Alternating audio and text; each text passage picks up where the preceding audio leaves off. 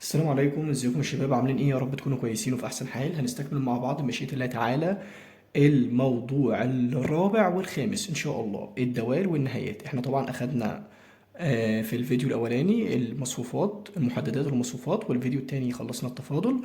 وهنتكلم ان شاء الله الموضوع الثالث، الموضوع الرابع والخامس ان شاء الله، يعني تمام، الدوال والايه والنهايات. بسم الله كده نبدأ. بسم الله.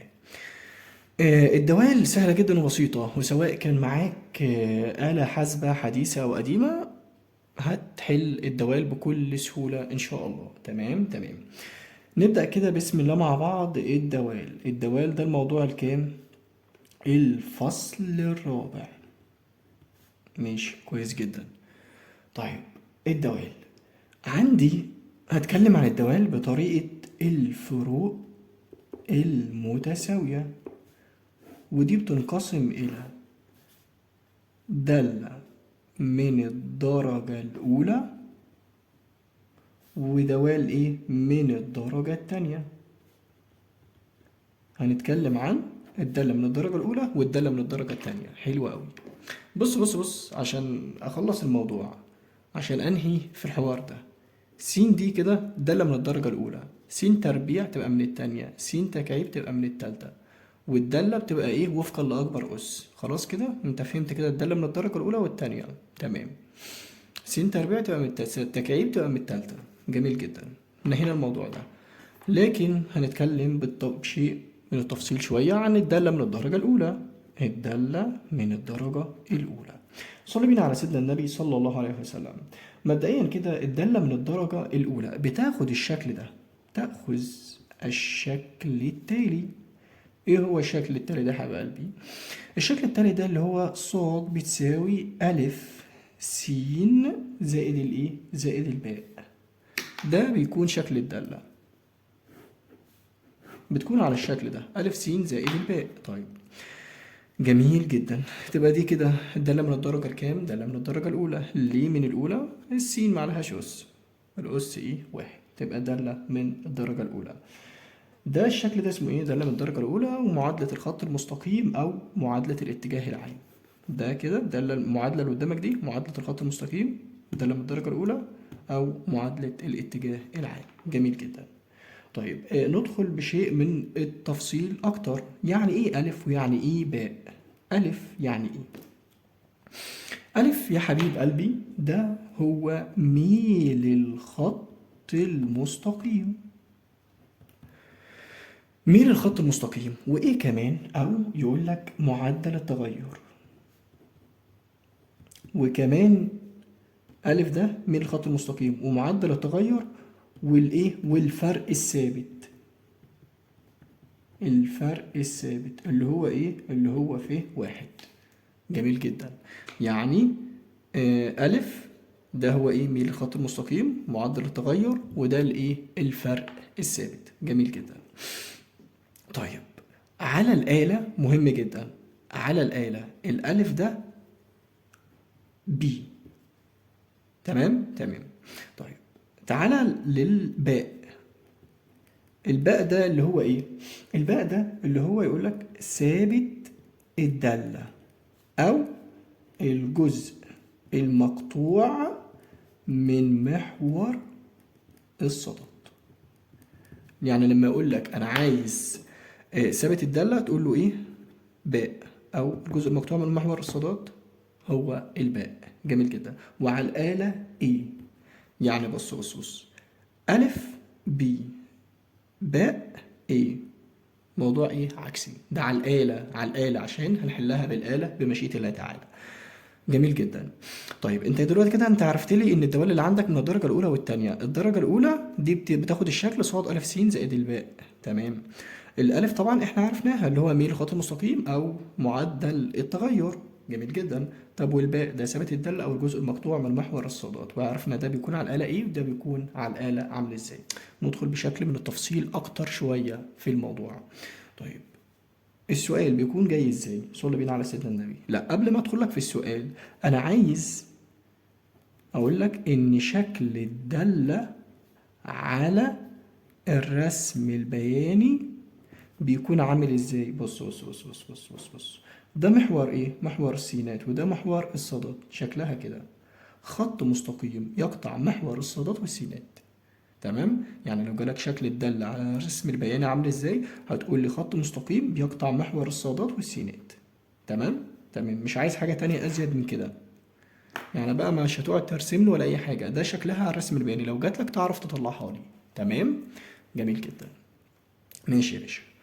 طيب احنا دلوقتي كده ايه، اخدنا شكل الدالة على الرسم البياني بيكون عامل ازاي. طب شكل السؤال بقى بيكون عامل ازاي؟ صلوا بينا على النبي. واعرف ازاي ان السؤال ده دالة من الدرجة الاولى مثلا او دالة من الدرجة التانية؟ هقول لك دلوقتي. فشكل السؤال بيكون كالآتي كده كده، س صاد، وفي أرقام للسين والصاد. س مثلا يقول لك بواحد، اتنين، خمسة، ستة، تمانية. طيب والصاد؟ الصاد 11، 17، 35، 41، 53. جميل جدا. ده ايه؟ ده س وده صاد. ده س وده صاد. طيب ده السؤال. طيب اتعامل ازاي مع السؤال؟ صلي بينا على النبي صلى الله عليه وسلم. اولا ده كده جدول، اعرف ازاي ان الداله دي من الدرجه الاولى او الثانيه؟ تعرف ازاي؟ صلي بينا على النبي. طريقه سهله جدا وبسيطه. بنجيب حاجه اسمها ف واحد، وف واحد دي اللي هي ايه؟ فرق صادين على فرق سنين. يعني صاد اتنين ناقص صاد واحد على س اتنين ناقص س واحد. دي كده الواحد ده س واحد، س اتنين، س تلاتة، س أربعة، س خمسة. صاد واحد، صاد اتنين، صاد تلاتة، صاد أربعة، صاد خمسة. فأنت بتجيب لي فرق صادين على فرق سنين. 17 ناقص ال 11 كام؟ اعملها لي على الآلة. 17 ناقص ال 11 على 2 ناقص واحد. 17 ناقص 11، 6 على الواحد فيها الايه؟ فيها الستة. هعملها لك على الآلة عشان انت عندك وسواس. 17 شايف كده؟ بسم الله. 17 ناقص ال 11 على كام؟ على 2 ناقص الواحد. الكلام ده يطلع معايا بستة. طيب طلعت معايا بستة. كمل. ده كده الفرق الأولاني. هم؟ نجرب مثلا فرق صادين تاني على فرق سنين. 35 ناقص 17، 35 ناقص 17 على 5 ناقص 2، 5 ناقص 2. الكلام ده اعمله لي على الآلة. 35 ناقص 17 على 5 ناقص 2، طلع معايا بكام؟ طلع معايا بستة. تاني 31 ناقص 41 ناقص 35 على 6 ناقص الواحد. على 6 ناقص الواحد هيدينا ايه؟ واحد. الكلام ده هيطلع معايا بستة. إذا لما تلاقي فيه واحد ثابتة، ستة، معنى كده إن الدالة دي من الدرجة الكام؟ إذا الدالة من الدرجة الأولى. لو فيه واحد طلع معاك ثابت تبقى الدالة دي من الدرجة الكام؟ الأولى. تمام. جميل جدا. وعرفت شكل الدالة على الرسم البياني بيكون عامل ازاي؟ حلو قوي. طيب ده السؤال، وعرفنا ان شكل الدالة على الرسم البياني بيكون خط مستقيم بيقطع محور الصادات والسينات، وعرفنا ان المعادلة بتاخد صاد ألف س زائد الباء. طيب احلها ازاي؟ يعني انت عمال تتكلم كده كتير قوي، احلها ازاي؟ يلا بقى كده هات آلتك الجميلة وتعالى نحل السؤال. نطلع قيمة الألف وقيمة الباء. أهي الدالة صاد بتساوي ألف س زائد الإيه؟ زائد الباء. هات لي بقى يا باشا قيمة الألف. هو الألف ده إحنا قلنا عليه إيه؟ معدل التغير أو معدل التغير أو ميل الخط المستقيم. والباء ثابت الدالة أو الجزء المقطوع من محور الصادات. تمام. ممكن بقى يطلب منك ايه في الامتحان عشان نخلص الموضوع ده؟ ممكن يطلب منك شكل الدالة على الرسم البياني بتبقى عامل ازاي. ممكن يطلب منك الالف اللي هو الفرق الثابت اللي هو الستة، او يقول لك انا عايز ميل الخط المستقيم هو الستة الالف، او عايز معدل التغير. تمام. ممكن يطلب منك ثابت الدالة او الجزء المقطوع من محور الصادات. ده هنجيبه دلوقتي بالآلة الحاسبة. تمام. يلا بقى كده اعمل لي بالآلة الحاسبة الخطوات اللي هقول لك عليها دي، وهات لي قيمة ال A وال B. صلي بينا على النبي، ركز معايا بالله عليك. افتح الآلة بتاعتك دوس لي على ايه؟ دوس على مود، بعد كده ستات 3 ستات اس تي اي تي 3. بيقول لك واحد مش عارف ايه، دوس لي على 2 اللي هي الاي زائد البي اكس 2. بعد كده جاب لك الاكس والواي اللي هو السين والصاد، السين والصاد. يلا دخل لي قيم سين وقيم صاد. 1 يساوي 2 يساوي 5 يساوي 6 يساوي 8 يساوي. حلو، دخلنا كده قيم الايه السين. تعالى دخل لي قيم الصاد. قيم الصاد اللي هو 11 17 35 41 53. 11 يساوي 17 يساوي 35 يساوي 41 يساوي 53 ايه يساوي. حلو كده. دوس لي على الاي سي كده. انت خزنت السين والصاد. تعمل ايه بقى؟ صلي بينا على النبي صلى الله عليه وسلم. عايز اجيب الاي والبي، هجيبهم ازاي بالآلة؟ هتدوس لي على شيفت واحد اللي هو ستات 5، جايب لك الاي والبي. الاي 1 طلعت معايا ب5، ابقى الاي بتساوي 5. دوس تاني شيفت 1 5 2، البي طلعت بكام؟ ب6. تمام. اذا المعادلة هيكون شكلها ازاي؟ هتكون 6 س زائد الايه ال5 صاد بتساوي 6 س زائد ال5. ده كده ببساطة شديدة. طب انا حابب اتأكد من حلي، يعني اتأكد ان انا جبت المعادلة دي بشكل صحيح. تتأكد ازاي؟ صلوا بينا على النبي صلى الله عليه وسلم. دلوقتي كده هتعوض لي بأي قيمة من قيم السين، لازم تطلع بقيمة الصاد اللي تحتها على طول. يعني انت دلوقتي كده تعالى نعوض عن س بواحد. هنقول 6 في 1 زائد الخمسة. 6 في 1 زائد الخمسة تطلع بكام؟ ب11. طب تعالى معلش نعوض باتنين، لازم تطلع ب17. 6 في 2 لازم تطلع ب7. طب تعالى نعوض بخمسة. ها نقول 6 في كام؟ 6 في 5 لازم تطلع 5 و3. طب تعالى نعوض ب6. إذا أي قيمة هتعوض عنها لازم تطلع إيه؟ الصاد. كده إيه؟ الدنيا معاك تمام. طيب أنت كده فهمت الدالة عاملة إزاي؟ دي ببساطة شديدة الدالة من الدرجة الكام؟ من الدرجة الأولى. سهلة جدا مفيهاش مشكلة خالص. طيب حلو أوي. تيجي أقول لك أديك حركة صايعة تحل بيها الدوال، ما تتعبش نفسك خالص. يعني هقول لك على حته صايعه كده تحل بيها الدوال وانت ايه، وانت تمام جدا. يعني ده كده الداله من الدرجه الاولى مفيهاش اي مشكله. طيب هقول لك بقى الحركه الصايعه اللي انا هقول لك عليها دي. ده مثلا سؤال عندي. تمام تمام. السؤال ده س ص ومديك ايه شويه قيم، اتعامل ازاي؟ طبعا لازم انت تشوف الداله دي من الدرجه الاولى ولا الثانيه. طيب هنا بقول لك ايه؟ بقول لك اوجد المعادله التي تمثل العلاقه بين س وص.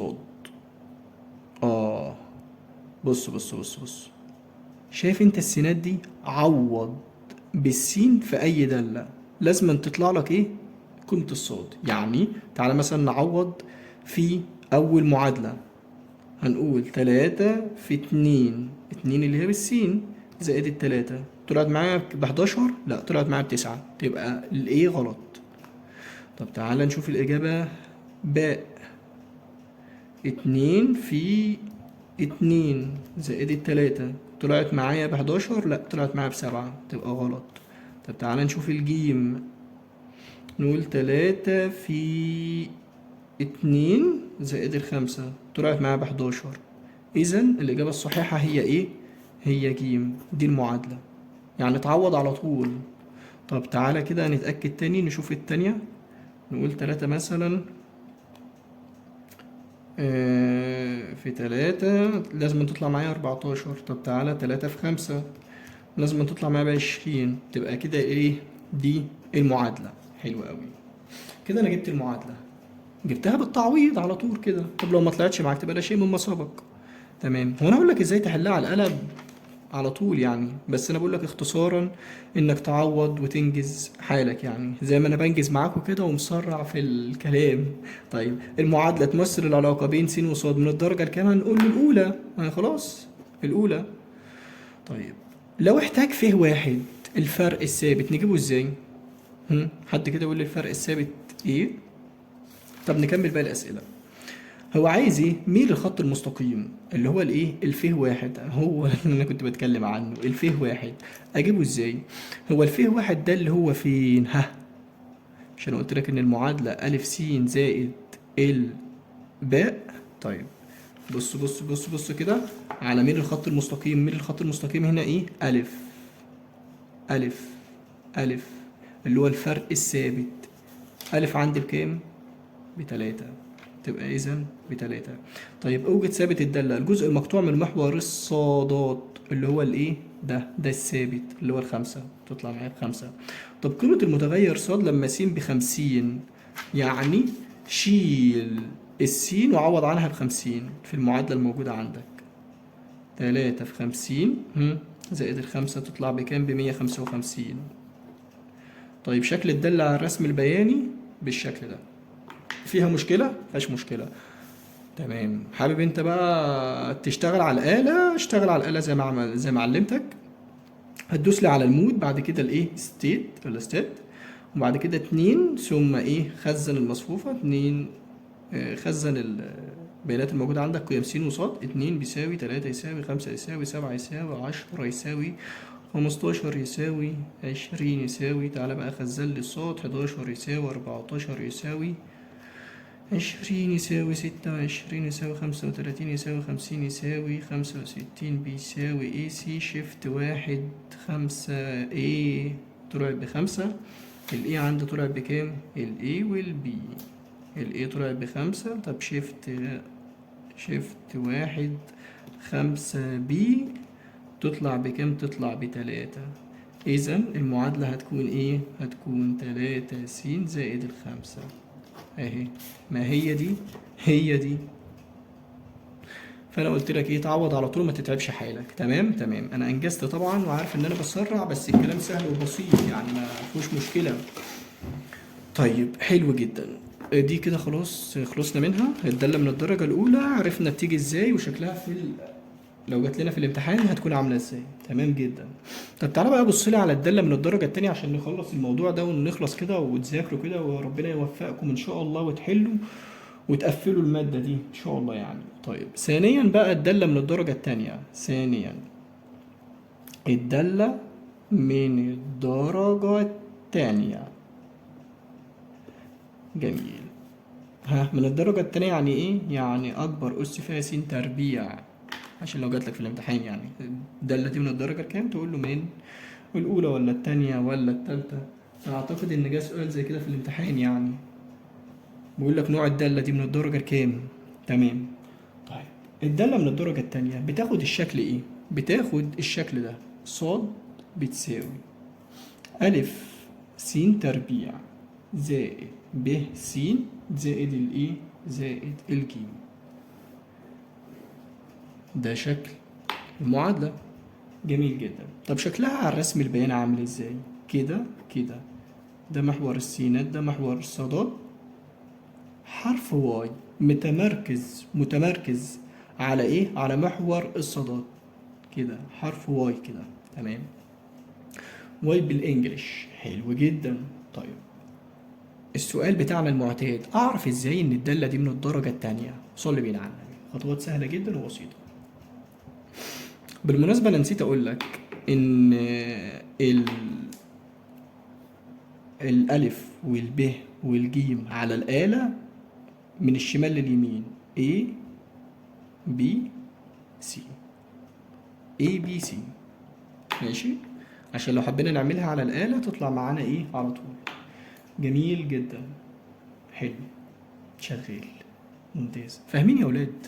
فاهمين لحد كده ولا ايه الدنيا؟ انا حاسس ان انا بسرع قوي وحاسس انكم قاعدين معايا في نفس الوقت. ماشي. ناخد كده سؤال ونشوف الدنيا بتكون ماشية ازاي. هنحل السؤال ده يدوي وهنحله بالآلة وهنحله تعويض مباشر، يعني هنستخدم كل حاجة في السؤال ده. طيب السؤال مثلا يكون جاي لنا بالشكل ده. ناخد سؤال كده بسيط نحله يدوي. س صاد ندي مثلا كم قيمة؟ 1 2 3. هنا نقول ايه؟ نقول 2 3 4 5 7.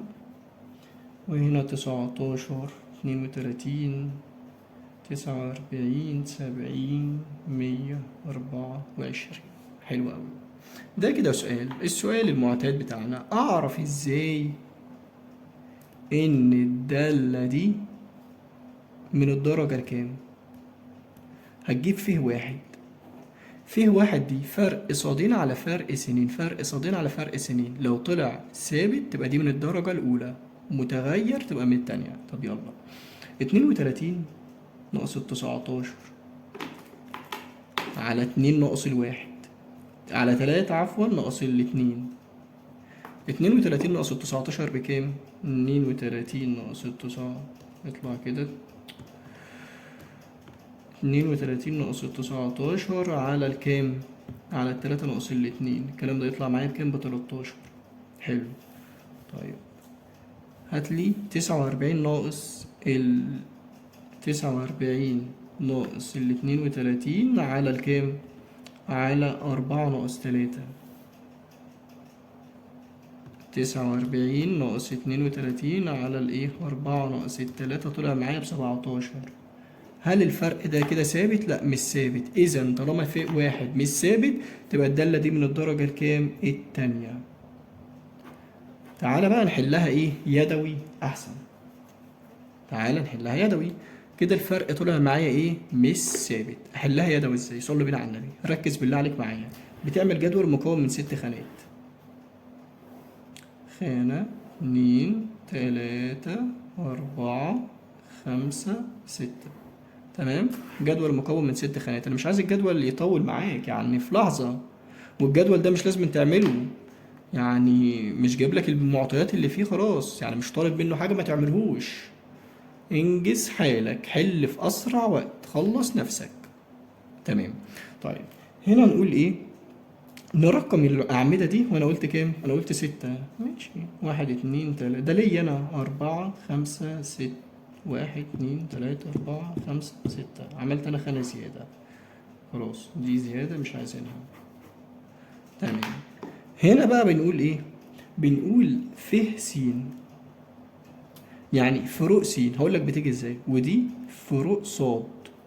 هقولك بتيجي إزاي، وده فيه واحد ودي فروق ف واحد. تمام. تمام. ودي فروق س الجديدة. تمام. ودي فيه 2. الجدول سهل جدا، فروق س وفروق ص وفيه واحد وفروق فيه واحد وفروق س الجديدة وفيه 2. بص بتتحل ازاي. مبدئيا كده حابب ان انا انظم الجدول كده، يعني ايه هخططه ده ليا انا عشان ما توهش متلخبطش. تمام.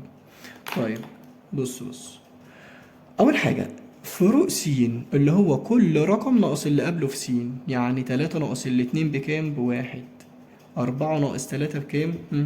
4 ناقص 3 بكام؟ بواحد. 5 ناقص الأربعة بكام؟ بواحد. 7 ناقص الخمسة بكام؟ باتنين. حلو أوي. كده أنا جبت دي اسمها إيه؟ فروق س. لو طلبها منك تقول له إيه؟ 1 1 1 2. طب تعالى هاتلي فروق ص. ص 2 ناقص ص 1. ص 3 ناقص ص 2. ص 4 ناقص، وهكذا. طب يلا، 32 ناقص 19 فيها كام؟ 32 ناقص 19 فيها 13. 49 ناقص 32 ناقص 32 فيها 17. 70 ناقص 49 فيها 21. 124 ناقص 70 تطلع بكام؟ تطلع ب54. الخانة دي كده كده مش عايزينها، فاحنا نقفل كده. طيب تمام. تعالى بقى هاتلي ف واحد. ف واحد دي بقى بص بتيجي ازاي. انت دلوقتي كده جبت لي ايه؟ جبت لي ف س وف ص. هتقول لي 2 على 1، يعني خانة 3 دي 2 على 1، يعني 13 على 1 فيها الكام؟ فيها 13. 17 على 1 فيها 17. مش دايما يطلع معاك هنا وحايد، ده هنا المسألة معايا متسهلة. 21 على الواحد فيها الكام؟ 21. 54 على الاتنين، 54 على الاتنين فيها الكام؟ فيها 27. حلو كده؟ حلو جدا، مفيش مشكلة. طيب أول 3 خانات، شايف التالت بتاع ده آخر 3 خانات من فوق؟ اقفل لي أول خانة، اقفلها، مش هستخدمها، اقفلها. هتعمل لي ايه بقى في الفروق فيه واحد؟ هتقول لي كل رقم ناقص اللي قبله فيه واحد، يعني 17 ناقص ال 13. 17 ناقص الايه، ناقص ال13، تطلع معايا بكام؟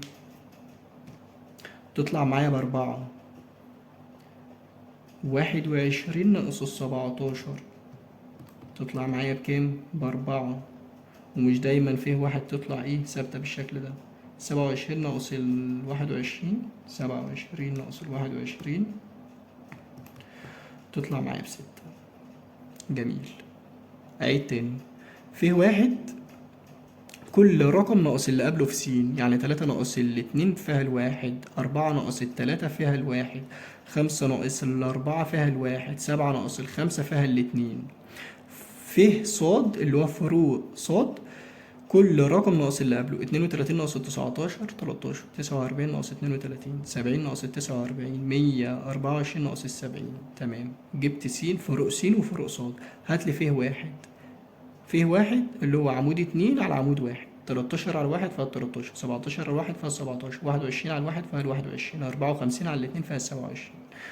فروق فيه واحد، آخر 3 خانات دول بقفل أول خانة من فوق. تمام. وببدأ إن أنا أتعامل بقى فروق فيه واحد، يعني 17 ناقص ال13 4، 21 ناقص ال17 4، 27 ناقص ال21 6. تمام. فروق س الجديدة أجيبها إزاي؟ صلي بينا على النبي. أنت طبعا هتبقى منظم نفسك كده والدنيا معاك منظمة، أنا بنجز وقتي وحالي وعشان الفيديو ما يطولش مني، فأنت هتكون منظم عن كده. فروق س الجديدة دي تجيبها إزاي؟ صلي بينا على النبي صلى الله عليه وسلم. كل رقم زائد اللي قبله في فروق س، يعني كل رقم زائد اللي قبله. واحد زائد الواحد فيها الكام؟ فيها الاتنين. واحد زائد الواحد فيها الكام؟ فيها الاتنين. اتنين زائد الواحد فيها الكام؟ فيها التلاتة. جميل جميل. طيب س الجديدة بقى فيه اتنين دي تجيبها ازاي؟ فيه اتنين 4/5، عمود 4 على عمود 5. اقسم لي 4 على 5 كده، يعني 4 على 2 فيها الاتنين. بص بص بص، 2 دي ده لازم يطلع 2، لازم يطلع ثابت. يسألك بقى هنا في الجدول عن ايه؟ يسألك عن فيه واحد طوله 13، فيه 2 مثلا 2. تمام. يسألك عن فروق س تقول له 1 1 1 2. يسألك عن فروق ص تقول له 13 17 21 54. يسألك عن فيه واحد فروق فيه واحد. تمام. 13 واحد فروق فيه 2 هكذا. تمام.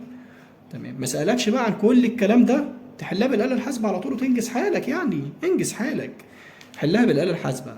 احنا كل ده لسه ما جبناش المعادلة. هي المعادلة بتقول ايه؟ ص بتساوي أ س تربيع زائد الب س زائد الجيم، وعايز اجيب الاي والبي والسي على الآلة الحاسبة. نجيبهم ازاي؟ صلوا بينا على النبي صلى الله عليه وسلم. هتقول لي مود استات 3 اللي هو ايه؟ موجب سي اكس 2 ده 3. يلا دخل لي السين والصاد. قول له قيم السين والصاد. 2 يساوي 3 يساوي 4 يساوي 5 يساوي 7 يساوي. حلو قوي. تعالى في الصاد. 19 يساوي 32 يساوي 49 يساوي 70 يساوي 124 يساوي. حلو كده، انت خزنت لي قيم السين والصاد. دوس لي اي سي شيفت 1 5 اي يساوي الاي ب5، شيفت 1 5 بي 2، البي ب3، شيفت 1 5 سي 3 تطلع ب2. ها بناخدهم بقى كده، هنقول صاد بتساوي دي المعادلة بقى 2 س تربيع زائد 3 س زائد الكام؟ الثابت 5. وبس كده يا باشا. دي ببساطة شديدة الدوال من الدرجة الأولى والتانية بالآلة والتعويض المباشر، وانجز حالك. لو مش عايز الجدول ده كله ما تعملهوش، لكن لو عايزه هتعمله. والدوال سهلة جدا مفيهاش كلام تاني خالص، سهلة جدا جدا جدا، من أسهل الحاجات الموجودة عندك في المنهج. ده كده انتهى الفصل الرابع. طبعا أنا مسرع في الكلام، انت ايه عشان متسرعش الفيديو. تمام تمام.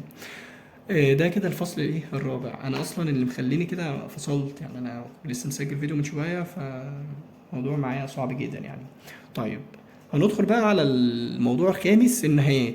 النهايات ده بقى من ألذ المواضيع الموجودة عندك والله، يعني حاجة كده تافهة قوي، يعني مش عارف اللي حاطينه ليه أصلا.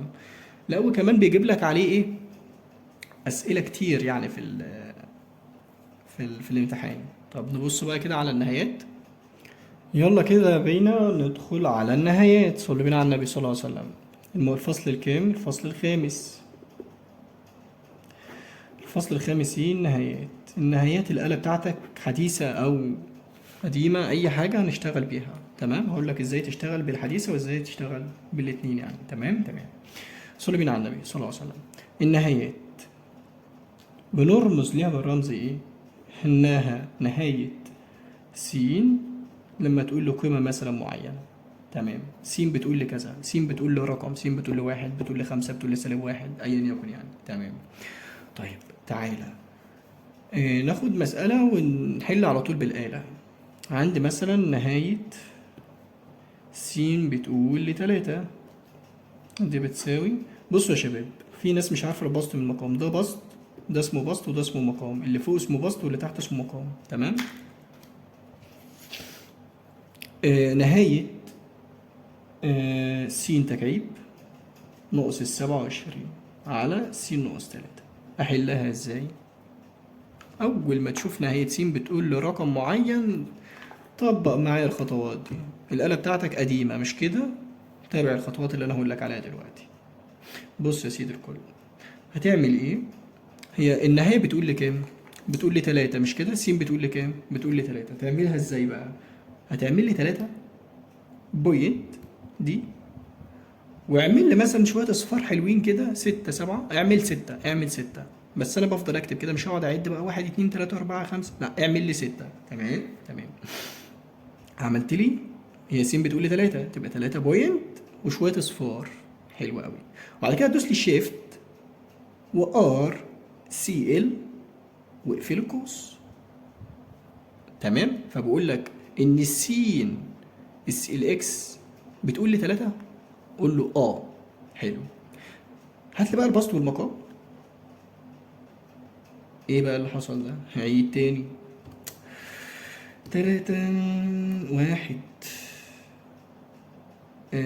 شيفت ار سي ال اقفل القوس. فبقول لي ايه؟ بتقول لي كده. تمام كده، حلو قوي. لان انا كنت بحل دوال، فالموضوع ايه كان بايظ. تمام، جالك كده. حلو.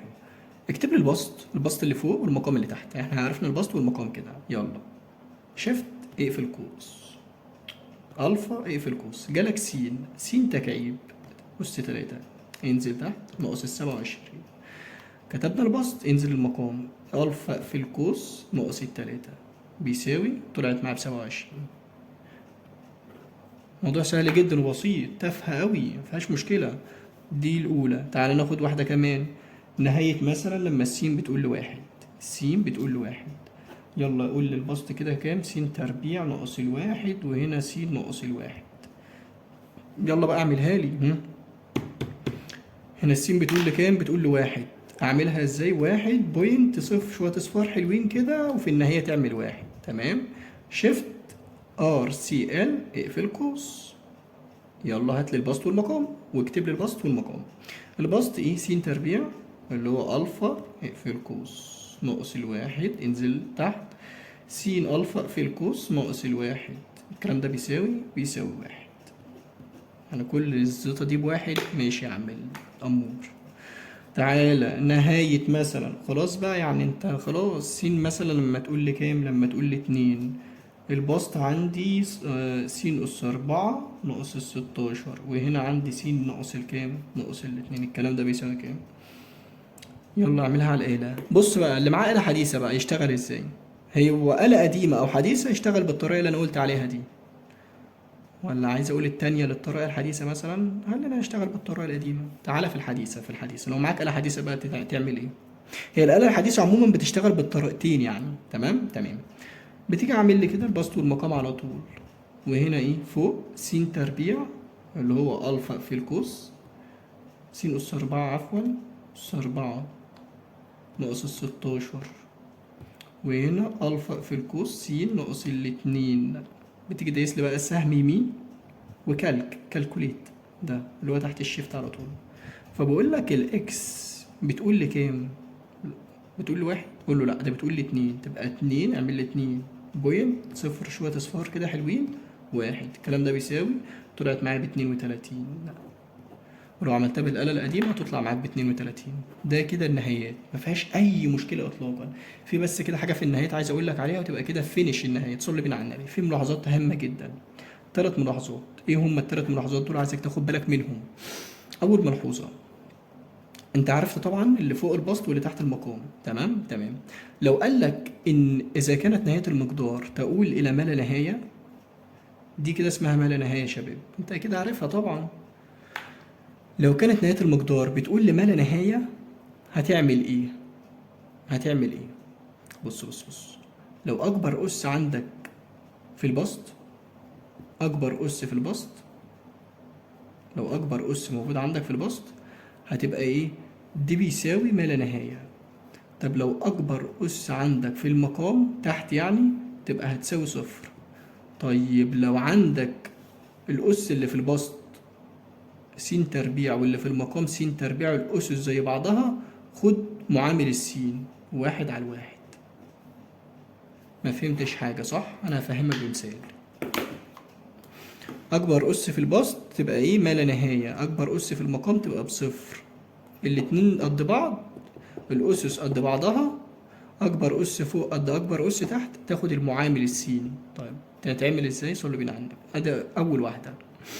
لو قلت لك مثلا نهايه السين بتقول ايه لما لا نهايه، هنا مش بتقول لعدد زي فوق، فوق كانت بتقول لي رقم، هنا بتقول لي ما لا نهايه. وجايب لي مثلا في البسط ايه؟ 11 س اس 5 زائد التلاتة س اس 2. طب تحت جايب لي 4 س أس 4 زائد السين تربيع. بص كده شوف أكبر أس فين؟ أكبر أس مش أكبر معامل، أكبر أس ده معامل السين، ده الأس يا شباب، الأس اللي هو الصغنون ده. تمام؟ أكبر أس موجود فين؟ أكبر أس في البسط 5. طب أكبر أس في المقام كام؟ 4. إذا أكبر أس موجود فين؟ في البسط. طالما أكبر أس موجود في البسط، تبقى دي الحل إيه؟ س هتساوي إيه؟ ما لا نهاية. تمام، لان اكبر اس موجود فيه في البسط. طب تعالى ناخد واحده على التانية مثلا.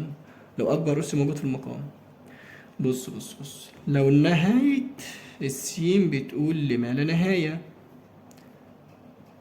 البسط مثلا عندي 7 س تربيع زائد 15 س، المقام عندي 9 س تكعيب زائد السين تربيع. أكبر أس موجود فين يا شباب؟ أكبر أس في البسط 2. طب أكبر أس في المقام 3. مين الكبير؟ مين الكبير؟ المقام اللي هو تحت. طالما أكبر أس موجود، الكبير موجود تحت، تبقى ده هيساوي إيه؟ هيساوي صفر.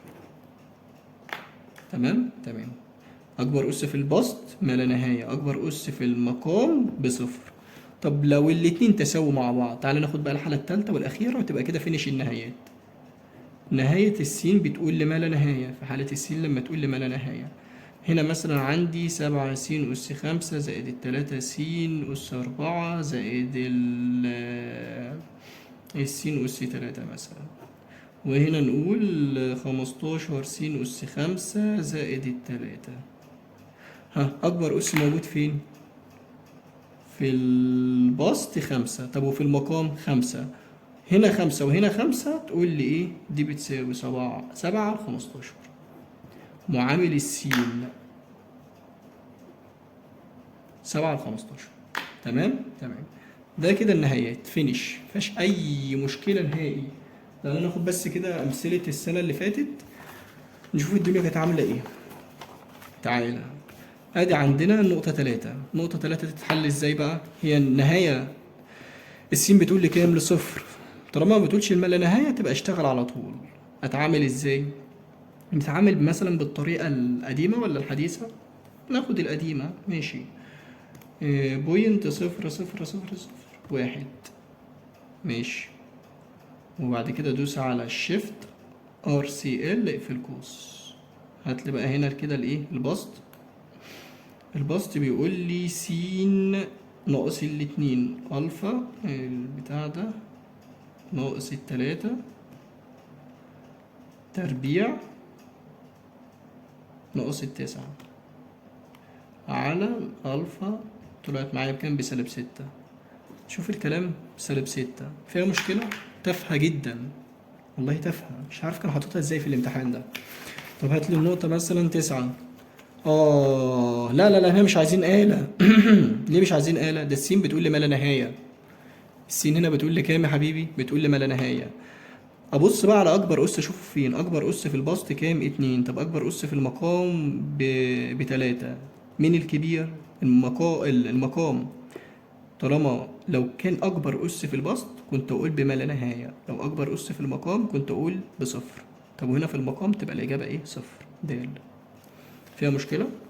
طيب تعالى في النقطة 20. النقطة دي س هنا بتقول لما لا نهاية ولا العدد؟ لرقم. طب تعالى بقى نشتغل بالآلة الحديثة عشان ايه أصحاب الآلات الحديثة ما يزعلوش.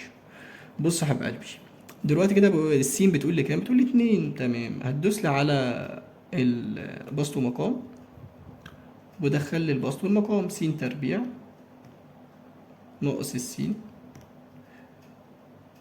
س تربيع يا كابتن ناقص السين ناقص الاتنين على السين تربيع ناقص الاتنين، ودوس لنا على الكالكوليت كالك. هنا السين بتقول لي كام؟ الاتنين. يبقى اتنين بوينت شوية اصفار حلوين كده واحد. الكلام ده بيساوي تلاتة. فين تلاتة؟ جيم. فينش كده الدوال والنهايات يا شباب. انا كنت مسرع شوية بس عشان ايه انجزكم. ودي اكيد مراجعة يعني، وبتبص للاسئلة جاية ازاي، شكل السؤال بيكون جاي ازاي في الامتحان. اتمنى لكم التوفيق يعني، وشدوا حيلكم كده، اعملوا اللي عليكم كده. يتبقى لينا فصل واحد فقط، الا وهو الايه؟ الا وهو الاحتمالات. يعني الاحتمالات بقى الحياة والوفاة والمخازن والمنفعة المتوقعة ومراقبة جودة الإنتاج وثناء الحدين. كل الكلام ده سهل جدا وبسيط يعني، يتلم يعني في لايف ولا أي حاجة. عموما شدوا حيلكم، اعملوا اللي عليكم، انجز وقتك، حل على طول، حل في أسرع وقت، حل يعني، حاول كده إنك تنجز، خليش الوقت يسرقك. حاول إنك تقفل المادة، مادة سهلة جدا وبسيطة. كفيل لو سمعت الثلاث فيديوهات دول تعدوا بزيادة كمان الاحتمالات، كمان ممكن ألمها لك في لايف، فكده تبقى المادة كلها في جيبك. اسعى واعمل اللي عليك وإن شاء الله ربنا يوفقكم. ودعواتكم كده لينا بالتسهيل والتوفيق وصلاحان الحال والهداية والرحمة والمغفرة على أبويا كده، إن ربنا يرحمه ويغفره ويسكنه فسيح جناته. ودعواتكم لينا كده بالإعفاء في الجيش بس كده، مش عايز حاجة تانية. كده خلصت كل اللي عندي، وربنا يوفقكم. انتظروا بقى اللايف ممكن على الفيسبوك وبس كده. لو في اي حاجه مثلا ممكن ابعت لكم ملزمه ما تذاكروش الا هي، ده للناس المتسوحه خالص وابيض. ابعت لي على الواتساب 031 765 3167 وبس كده. ما عنديش كلام اقوله. السلام عليكم، بالتوفيق ليكم.